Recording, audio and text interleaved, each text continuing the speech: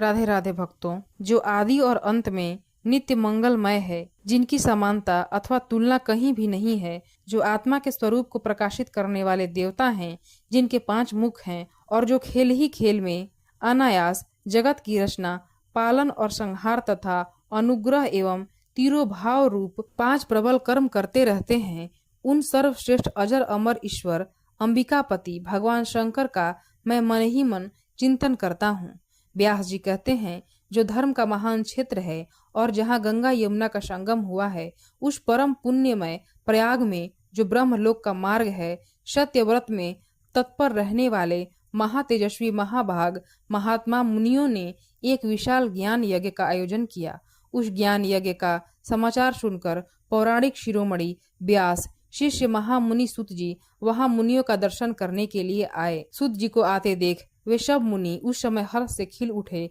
और अत्यंत प्रसन्नचित्त से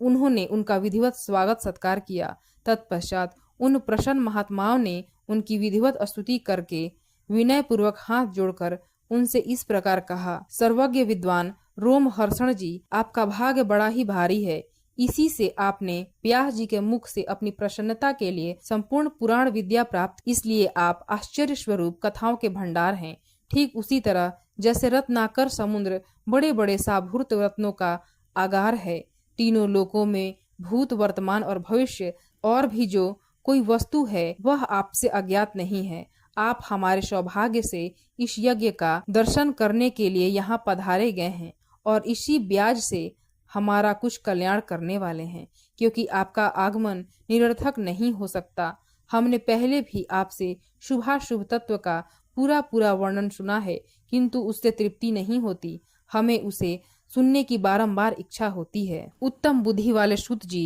इस समय हमें एक ही बात सुननी है। यदि आपका अनुग्रह हो तो गोपनीय होने पर भी आप उस विषय का वर्णन करें। घोर कलयुग आने पर मनुष्य पुण्य कर्म से दूर रहेंगे, दुराचार में फंस जाएंगे और सबके सब सत्य भाषण से मुंह फेर लेंगे, दूसरों की निंदा में तत्पर रहेंगे, पराये धन को हड़प लेने की इच्छा करेंगे, उनका मन पराई स्त्रियों में आसक्त होगा तथा वे दूसरे प्राणियों की हिंसा किया करेंगे, अपने शरीर को ही आत्मा समझेंगे, मूढ़ नास्तिक और पशु बुद्धि रखने वाले होंगे, माता पिता से द्वेष रखेंगे, ब्राह्मण लोभ रूपी ग्राह के ग्रास बन जाएंगे, वेद बेचकर जीविका चलाएंगे, धन का उपार्जन करने के लिए ही विद्या का अभ्यास करेंगे और मद से मोहित रहेंगे, अपनी जाति के कर्म छोड़ देंगे, प्रायः दूसरों को ठगेंगे, तीनों काल की संध्योपासना से दूर रहेंगे और ब्रह्म ज्ञान से शून्य होंगे। समस्त क्षत्रिय भी स्वधर्म का त्याग करने वाले होंगे, कुसंगी, पापी और व्यभिचारी होंगे, उनमें शौर्य का अभाव होगा, वे कुत्सित चौर्य कर्म से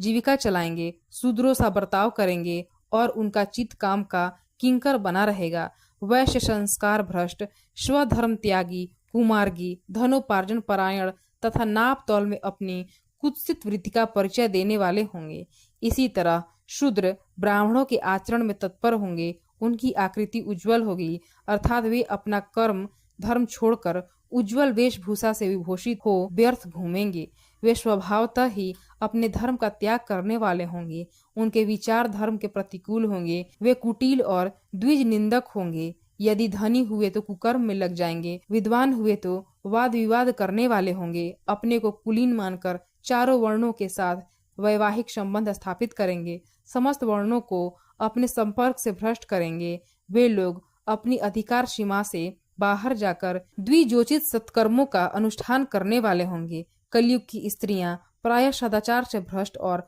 पति का अपमान करने वाली होंगी, सास ससुर से द्रोह करेंगी, किसी से भय नहीं मानेंगी, मलिन भोजन करेंगी, कुत्सित हाव भाव में तत्पर होंगी, उनका शील स्वभाव बहुत बुरा होगा और वे अपने पति की सेवा से सदा विमुख रहेंगी। सुत जी, इस तरह जिनकी बुद्धि नष्ट हो गई है, जिन्होंने अपने धर्म का त्याग कर दिया है, ऐसे लोगों को इहलोक और परलोक में उत्तम गति कैसे प्राप्त होगी, इसी चिंता से हमारा मन सदा व्याकुल रहता है। परोपकार के समान दूसरा कोई धर्म नहीं है, अतः जिस छोटे से उपाय से इन सब के पापों का तत्काल नाश हो जाए, उसे इस समय कृपा पूर्वक बताइए, क्योंकि आप समस्त सिद्धांतों के ज्ञाता हैं। व्यास जी कहते हैं, उन भावितात्मा मुनियों की यह बात सुनकर सुत जी मन ही मन भगवान शंकर का स्मरण करके उनसे इस प्रकार बोले।